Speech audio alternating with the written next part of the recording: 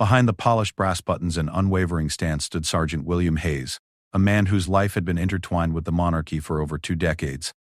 As he adjusted his bearskin hat one final time in the early morning light of September 19, 2022, his hands trembled, not from the cold London air, but from the weight of history pressing down upon his shoulders. Today, he would not just be guarding a ceremony, he would be saying goodbye to the woman who had been the constant heartbeat of his nation for 70 years. The Queen was gone. And with her, a piece of his own identity seemed to fade into the shadows of Westminster Abbey. What happens when a protector must learn to let go?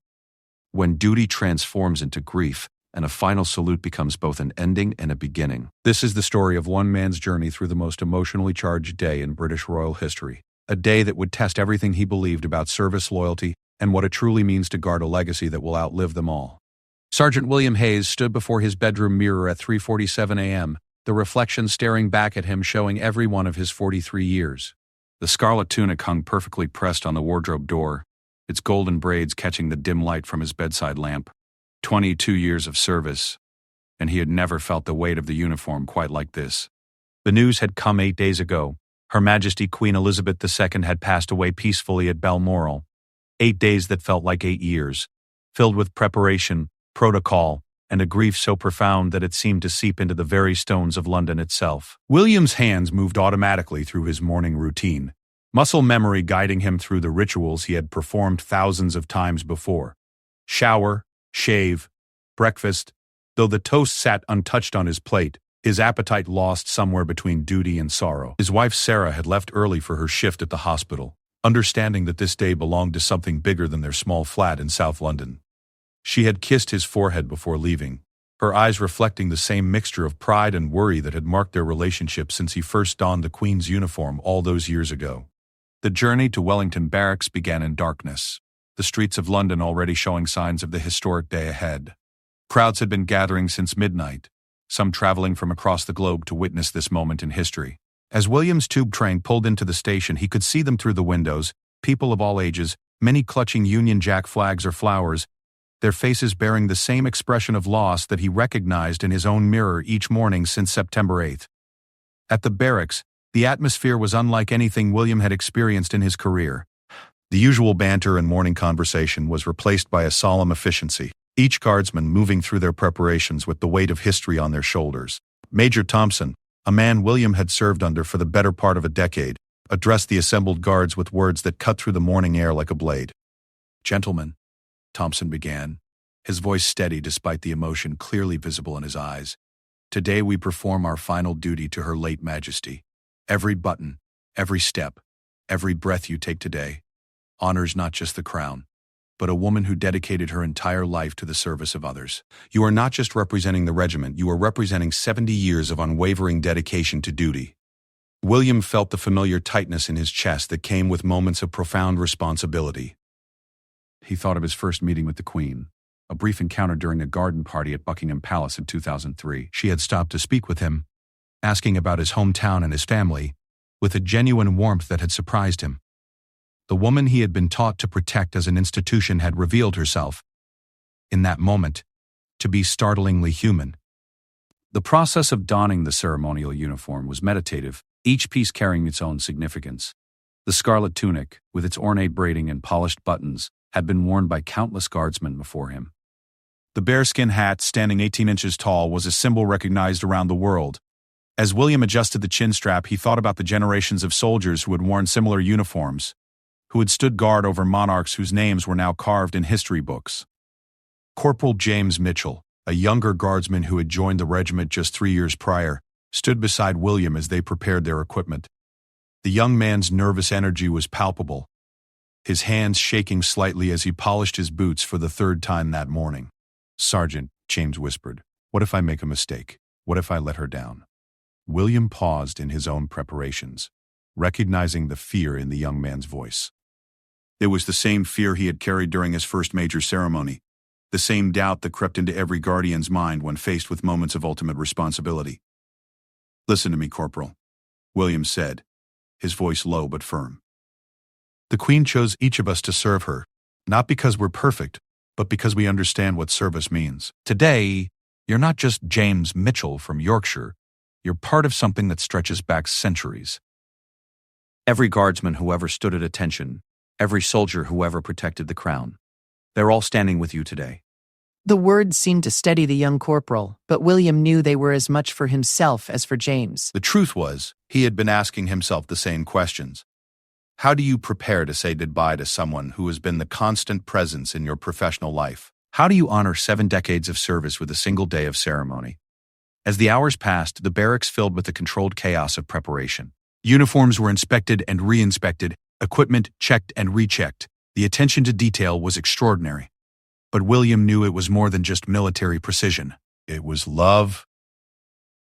Love for an institution, love for tradition, and love for a woman who had become, in many ways, the grandmother of the nation. The first rays of sunlight were beginning to filter through the barracks windows when William received word that the procession would begin soon. The coffin, draped in the royal standard and topped with the imperial state crown, had been lying in state at Westminster Hall for 4 days. Hundreds of thousands of people had filed past to pay their respects, many waiting in line for more than 12 hours. The image of that endless queue stretching along the Thames and through the heart of London had been seared into William's memory. As he made his final adjustments to his uniform, William's mind wandered to his father, Thomas Hayes, who had served as a guardsman during the Queen's coronation in 1953. The old man had passed away 5 years earlier, but William could still hear his voice describing that day. The weight of responsibility, the pride in service, the sense of being part of something eternal. Today felt like a completion of that circle, a final chapter in a story that had begun when a young woman became queen and promised to serve her people for her whole life. The assembly call came at 8:30 a.m., the sound echoing through the barracks with the finality that made William's chest tighten. As he fell into formation with his fellow guardsmen, he caught sight of himself in a mirror hanging near the exit. The man looking back at him was transformed, no longer William Hayes, the husband, the son, the individual. He was now part of something larger, a living piece of British history, a guardian preparing to escort his queen on her final journey. The march to Westminster Abbey began in the early morning light, the sound of boots on pavement creating a rhythm that seemed to match the heartbeat of the nation. As they moved through the streets of London, William could see the crowds lining the route, their faces reflecting the same mixture of grief and gratitude that he felt in his own heart.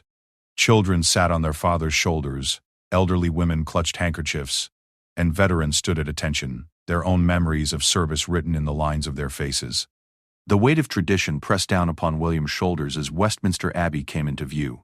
This ancient building had witnessed coronations, royal weddings, and state funerals for nearly 1,000 years. Today, it would witness the end of an era, the final farewell to a queen who had reigned longer than any monarch in British history. As William took his position, the reality of the moment crashed over him like a wave. This was not just a ceremony, it was the closing of a chapter in the story of a nation, and he was both witness and participant in history itself. The morning air carried the sound of church bells from across London.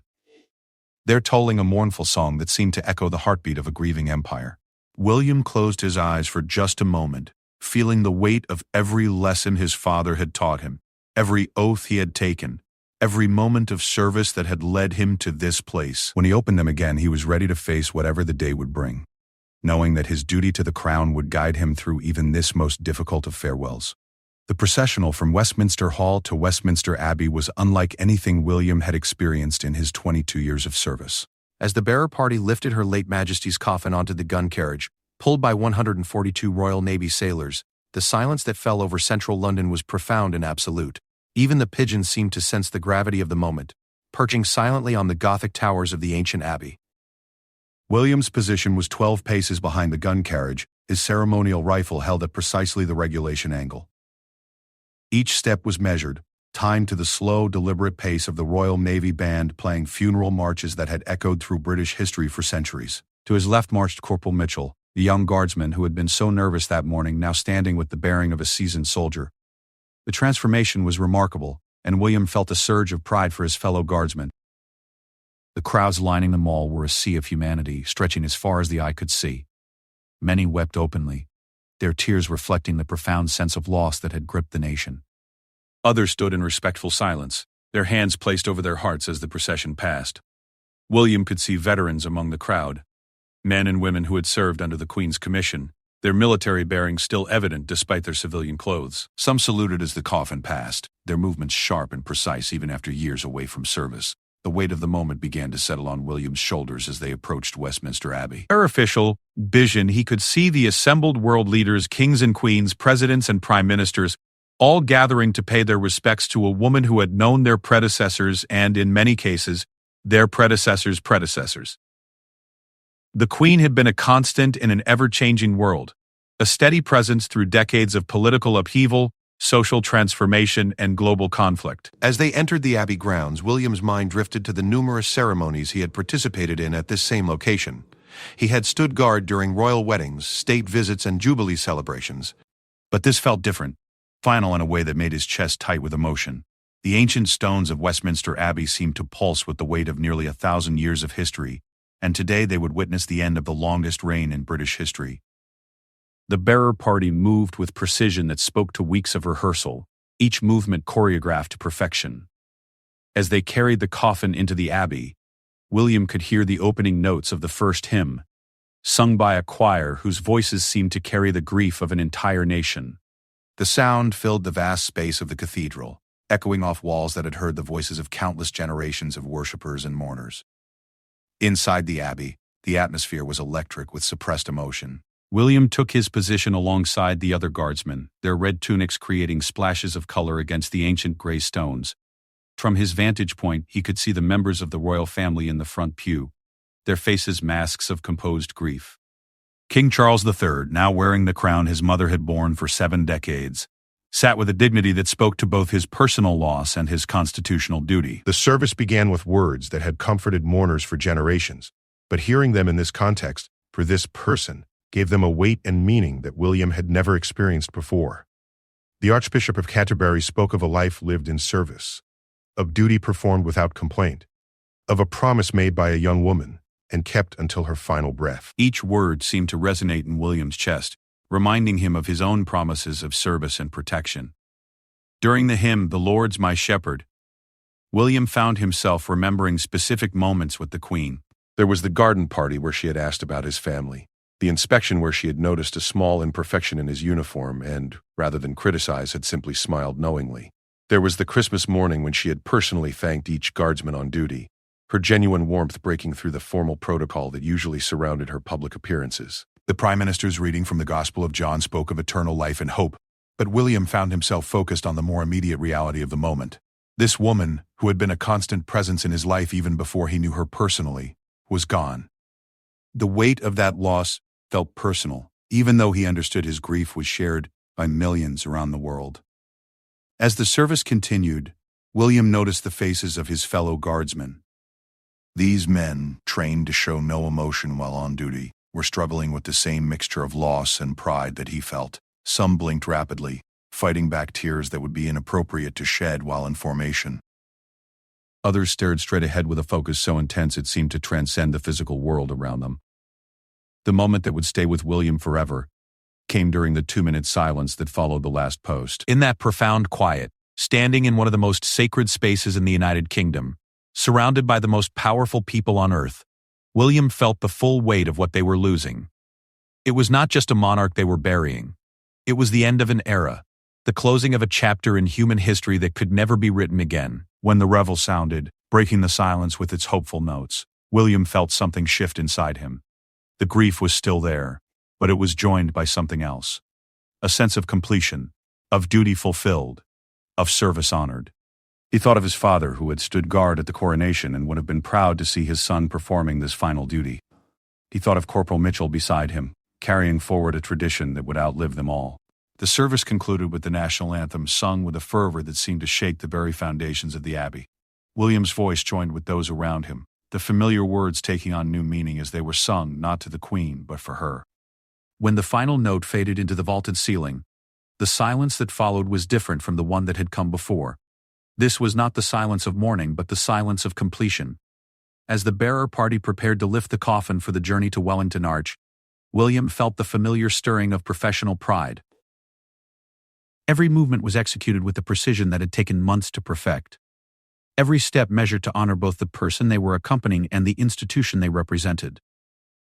The coffin, draped in the royal standard and topped with the imperial state crown, the sovereign's scepter and the sovereign's orb, represented not just the end of a life but the continuation of something eternal. The procession from Westminster Abbey to Wellington Arch would be the final time William would walk behind his queen. As they emerged from the Abbey into the bright September sunshine, the sight that greeted them was overwhelming. The mall was lined with people as far as the eye could see, many of whom had been standing for hours, just to be part of this moment. The sight of the gun carriage moving slowly down the wide avenue, accompanied by the household division in their full ceremonial splendor, was both magnificent and heartbreaking. William's position in the procession gave him a unique view of the crowd's reaction. He saw elderly women who had lived their entire adult lives under Elizabeth's reign, their faces wet with tears but their posture proud. He saw young children who would grow up in a world without the Queen, their parents explaining the significance of what they were witnessing. He saw foreign visitors who had traveled thousands of miles to be part of this historic moment, their presence a testament to the global respect the Queen had commanded. As they passed Buckingham Palace, William's eyes were drawn to the balcony where the Queen had appeared countless times to wave to her people. The building seemed empty without her presence, a magnificent shell waiting for new life to fill it. But even as that thought crossed his mind, William realized that the institution she had served so faithfully would continue.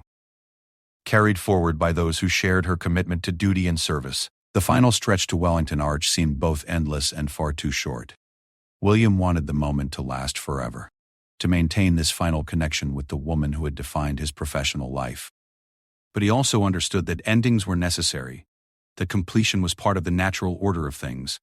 As Wellington Arch came into view, marking the end of the ceremonial route, William prepared himself for the most difficult part of his duty: letting go. At Wellington Arch, the atmosphere changed palpably as the formal procession prepared to transform into something more intimate yet equally profound.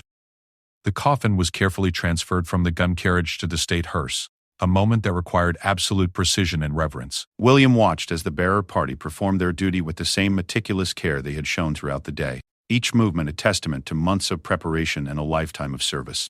The hearse that would carry the Queen to Windsor Castle was sleek and modern, a striking contrast to the ancient traditions that had marked the morning ceremonies. As the royal standard was carefully arranged and the flowers placed with reverence, William felt the weight of transition. This is where his part in the Queen's final journey would end, where duty would give way to memory, where the guardian would become simply a witness to history.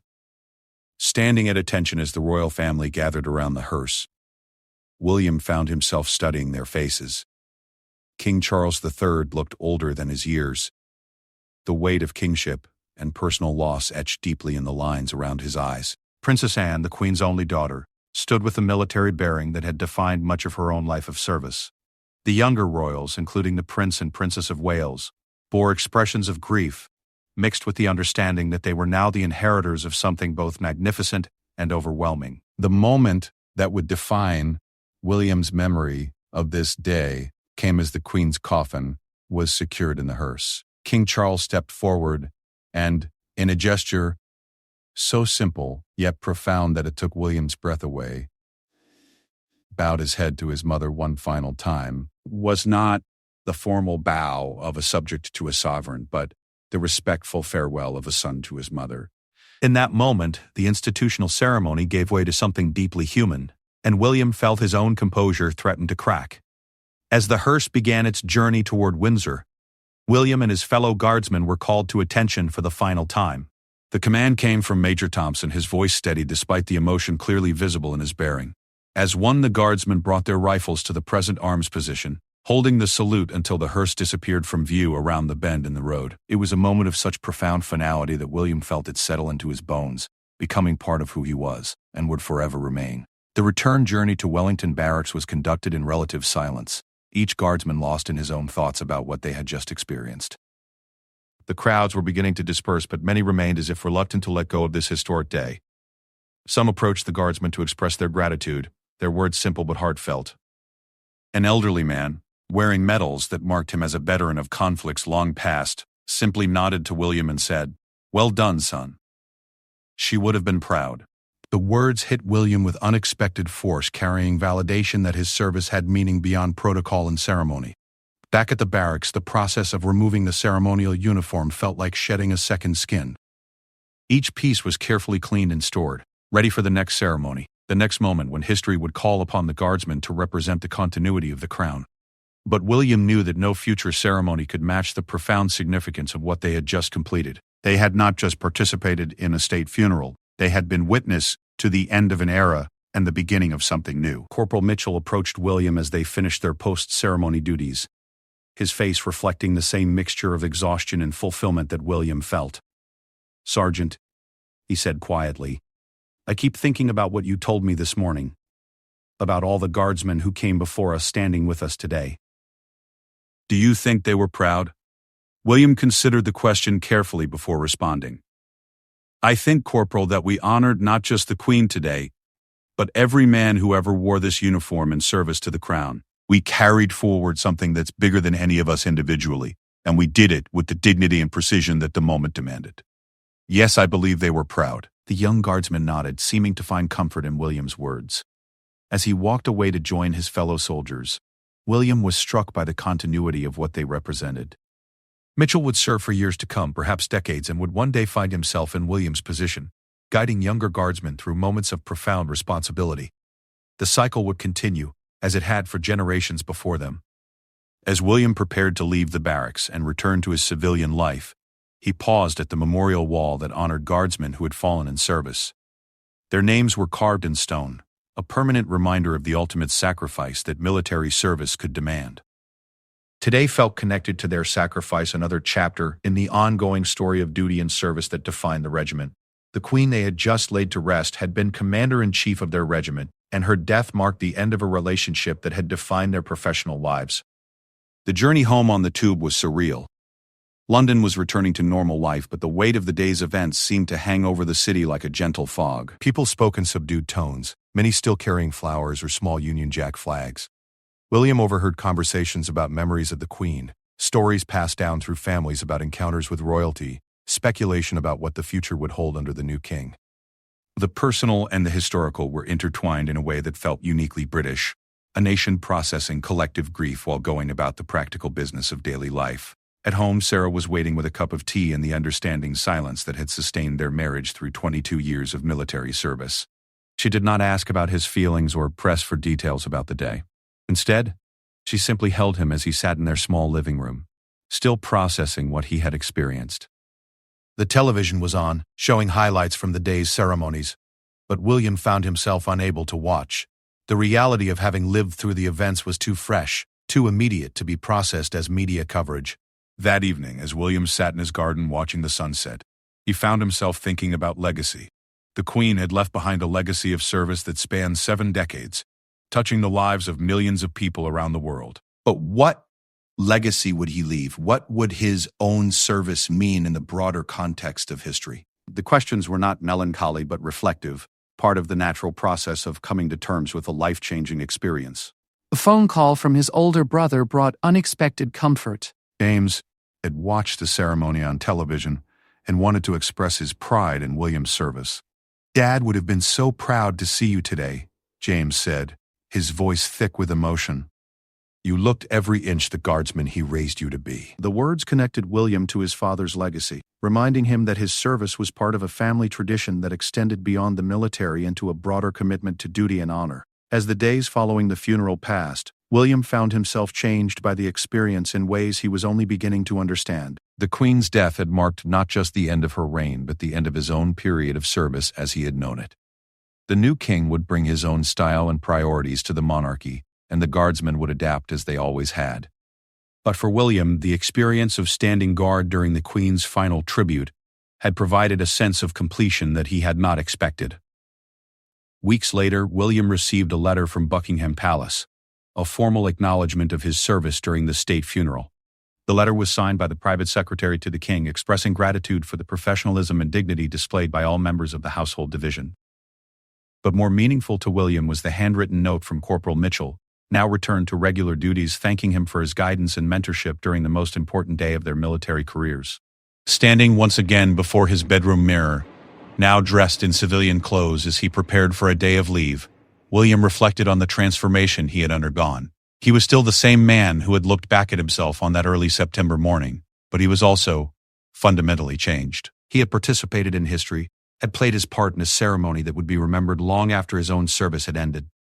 The weight of duty had not diminished, but it had evolved into something deeper, understanding that service to the crown was ultimately service to something eternal, something that connected him to the past while pointing toward the future. The Queen was gone, but the institution she had served so faithfully continued, and in that continuity William found both comfort and purpose, knowing that his own service was part of something larger than himself, something that would outlive them all and continue to inspire future generations of guardsmen to stand at attention, shoulders back, and serve with the same dedication that had defined their predecessors for centuries.